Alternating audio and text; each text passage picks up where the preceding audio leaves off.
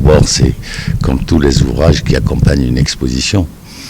C'est ce qui reste après une expo. C'est-à-dire, c'est la trace, souvent la trace importante que des chercheurs et des étudiants retrouvent par la suite des années après. Mais cet ouvrage, il a une particularité d'abord parce que c'est un ouvrage qui retrace toute une période et à savoir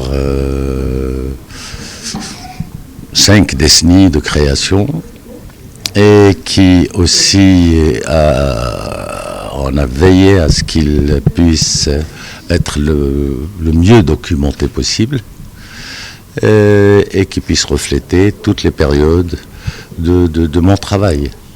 On voulait effectivement présenter cet ouvrage à cette occasion du finissage. J'ai dit le finissage, nous finissons cette exposition. Malheureusement, il n'y a pas eu de vernissage.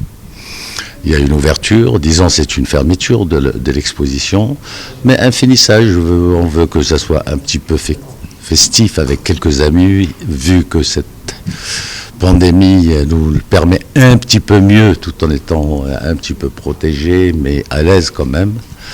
Ce finissage, je veux remercier toutes les personnes aussi qui ont contribué à monter cette expo et à la faire réussir.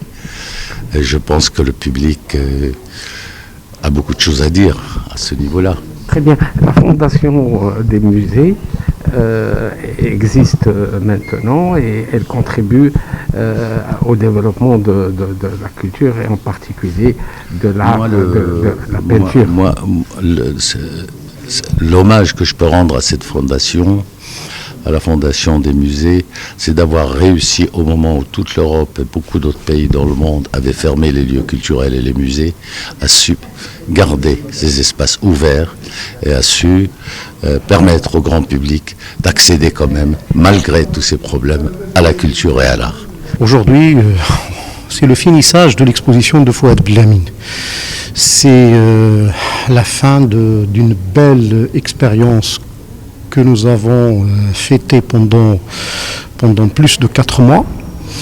Une belle exposition qui retrace qui a retracé le parcours de Fouad Bellamine depuis 1971 jusqu'à nos jours, avec les temps forts de la création artistique chez ce monsieur, l'un des grands peintres marocains, et avec bien évidemment une dimension pédagogique que l'exposition a mis en évidence, a mis en exergue, une œuvre immersive qui permettait d'inscrire le travail de Bellamine dans la contemporanité et bien évidemment les différentes périodes de la création chez Fouad Bellamine, comme ce que je disais, la période parisienne, la période minimaliste, la première période qu'il a appelée de Nicole de Style, c'est-à-dire la première période où il a été influencé par des artistes modernes, jusqu'à la réalisation de son œuvre contemporaine.